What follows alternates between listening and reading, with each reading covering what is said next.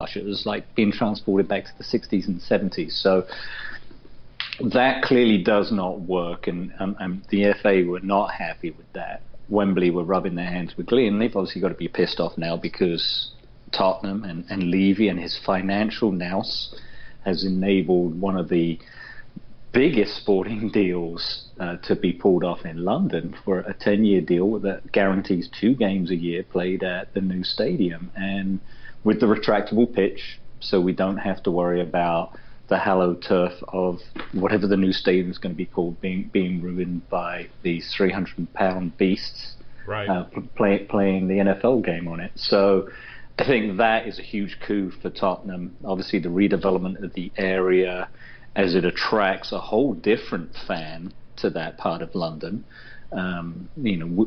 It's got to be safe. It's got to be nice, clean, which we know it's at times a pretty dodgy part of London. It's run down, it's poor, there's crime. I think there was some murders there recently on Lordship Lane or something like that, and that's not the reputation you want for that area. And you got to give respect to Lammy and Haringey Council for doing whatever they can to increase the awareness of the plight of that area, and Tottenham wanting to stay there and regenerate the growth of that part of London. And I think it's something we've seen in other parts of London. We've seen it in East End, we've seen it in South London.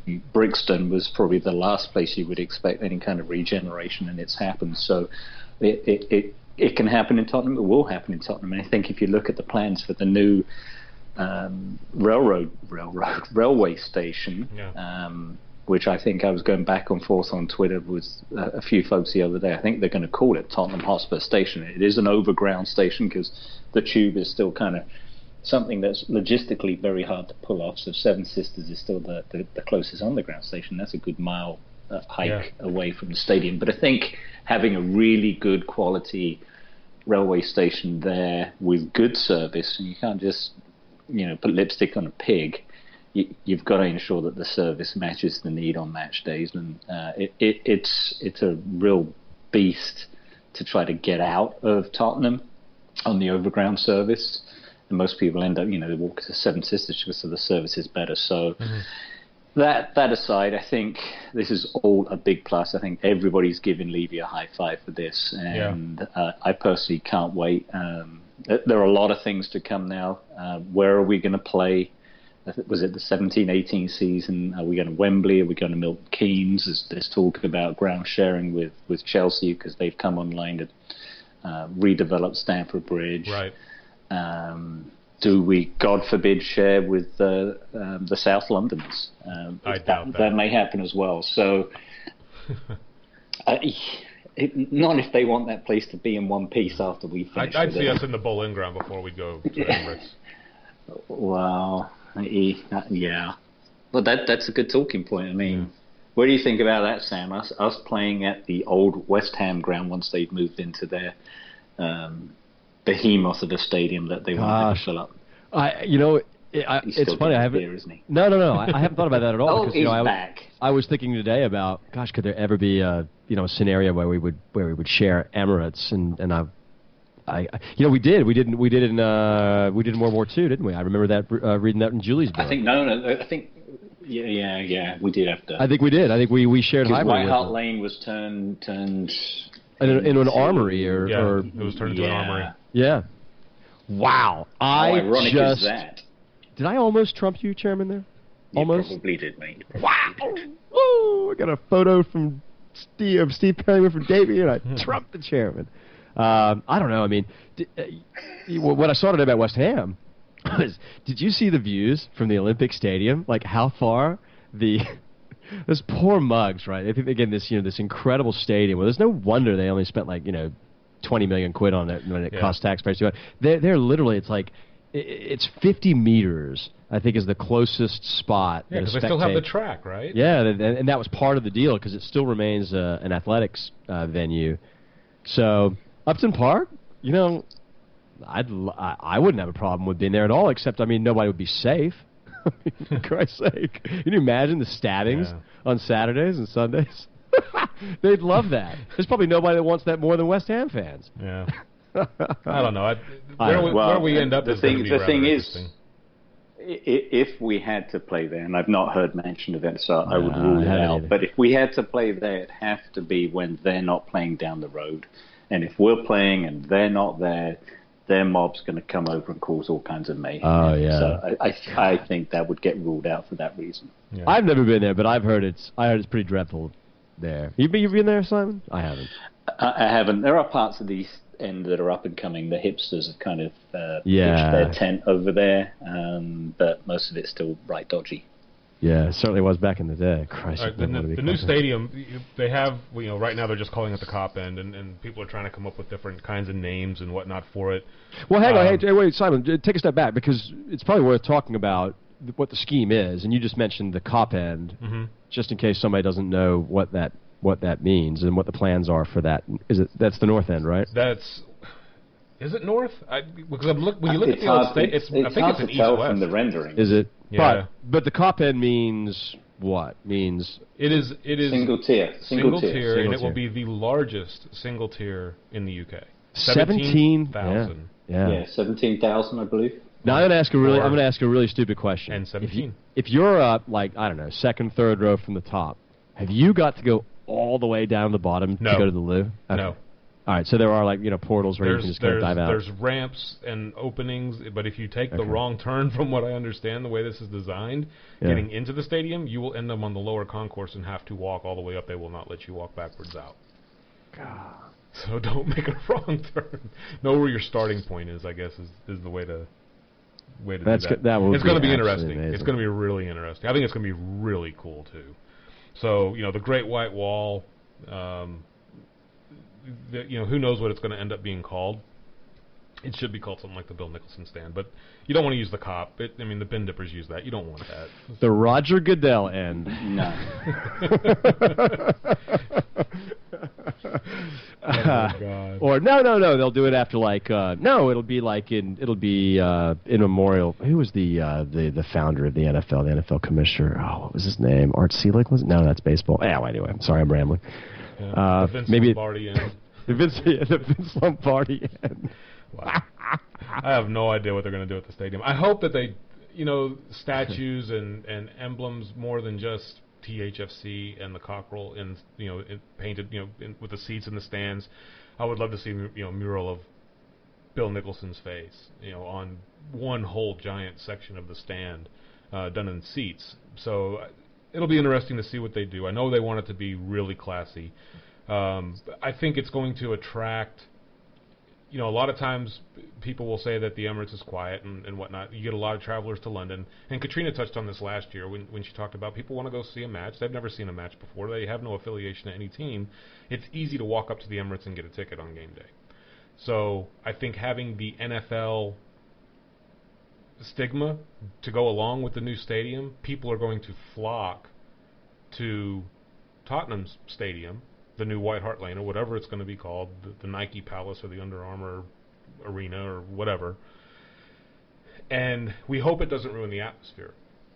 I think that's the biggest fear. And it's going to open up a lot of different possibilities. People who have been on season ticket waiting lists, if they choose to do so, can now buy a season ticket, and they can probably get one relatively inexpensively. Yeah, boy, that list, the validity of that list is really going to be shown here, right? Correct. Yeah. Maybe see whether they'll be able to sell 61.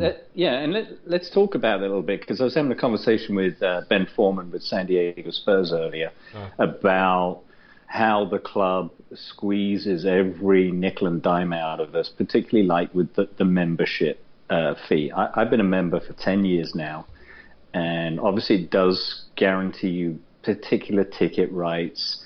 But as a supporters club, if you want to get a ticket through the supporters club, you've got to be a full paid member. And obviously that's in addition to your supporters club member fees. It becomes kind of expensive. Now, the longer you are a member, the longer you're on the season ticket holder list. And I remember when I started off 10 years ago, I was 33,000 on the list. And now I'm in the top 7,000.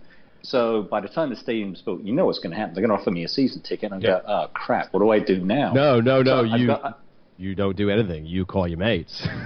Exactly. So we'll cross that bridge when it comes to it. And, you know, we'll all chip in and we'll get season tickets and we'll go over a few times and then we'll sell the rest of whatever. But it's gonna put a whole different complexion. And maybe if Katrina's listening and Martin and anyone else with the trust, that they can kind of correct us if we're barking up the wrong tree. But that whole membership program could go right out of the window. Because to Ken's point, if you can walk up and get a ticket, why would I need to be a member to guarantee me getting tickets? Unless I wanted to be a season ticket holder, I get that piece. Yeah. But I think you should be able to be a season ticket holder and not have to wait. Because that is probably that hanging dilemma, as you mentioned, Sam, with there possibly being 30-odd thousand on the season ticket holder list. And I don't know how many we currently have out of that 31 that's Spurs fans. Was it 25? I don't know that number. So you add those together, there's your 61. So maybe there will still be a demand for the membership program, and there may still be a season ticket holder list. We'll see. Because I guarantee you, a lot of those memberships are like mine. They're all around the world. So when they get offered the season ticket holder, they're going to say, well, I can't do that. I live in Australia, or I live in Malaysia or South Africa. So that's really going to whistle that list down to those in the UK who can honor a full season ticket holder package. And to that point, Flav Bateman, host of the Fighting Cock podcast, made a really good point about that. He said, you know, the season ticket list waiting list is rumored to be in around 60,000. Oh, wow. You know, because of season ticket, memberships and whatnot, like as Simon was mentioning. 60,000 people are not going to buy season tickets. Again, as Simon just mentioned. The point that Flav made was, why would I want to go and buy a season ticket and risk having to sit around a bunch of people that maybe I don't end up enjoying sitting around all season long? If I don't buy a season ticket, I can buy tickets whenever I want, sit in any part of the stadium that I pretty much damn well please, and enjoy that day out with my mates or with family or whoever I want to go to the match with, and not run the risk of sitting next to maybe somebody that's just not anybody that I'm going to get along with. Right. And that you run that risk with any season ticket. A lot of people that are probably season ticket holders now have been sitting with the same people forever, so they're almost like extended family, I would imagine. But I understand his point. They get handed down generationally. Yeah, and that's what's going to be really interesting about the new stadium is. If I'm sitting in Park Lane Lower now, am I going to be able to get something comparable that would be considered Park Lane Lower in the new stadium? Oh, or are they just going to put me anywhere? No, I would. Well, we should probably ask that. Sorry, the only thing I would do to put that into perspective, and I can relate to FC Dallas' stadium, is they do have an open day where you get to choose your seat. Yeah. So if you're with a bunch of your mates, you'll say, we're going to sit here. And anyone else that we know in our circle, which I think, if you look at a Premier League club versus MLS, you're going to be able to make that decision. I got to think the club would do that. Come for a day and pick out your seat. Okay, I think that's very standard practice. Now that being said, currently there's 36,000 seats at White Hart Lane? Roughly, is that roughly? Yeah. Of which 31 are allocated to Tottenham. Because 5,000 is the away section. Correct. And now you have some, let's just say, old fuddy-duddies who don't like all the ruckus and the noise. So let's say half of that 31,000 want nothing to do with ruckus and noise. That leaves about 16,000 seats for people who do like singing and getting rowdy and jumping up and down. If I'm a season ticket holder, and instead of saying, you're sitting in this section now, we're going to put you somewhere comparable, what if the club comes to them and says, you get to choose your seat because you're a season ticket holder? If I'm a season ticket holder, I'm sitting in that cop end. That's going to be where the rowdies are. It's going to be fun. People are going to be singing. It's going to be insane. It's going to be loud. And that's exactly where I would want to be. Now, if I fly over for a match, that's exactly where I want to sit, as well as that. So I think those 17,000 seats are going to be the first section of the stadium that are gone from a season ticket standpoint. That's just a wild guess on my part, but if anyone is a fan like I am a fan and want to experience it the way I want to experience it, that's exactly where I want to sit.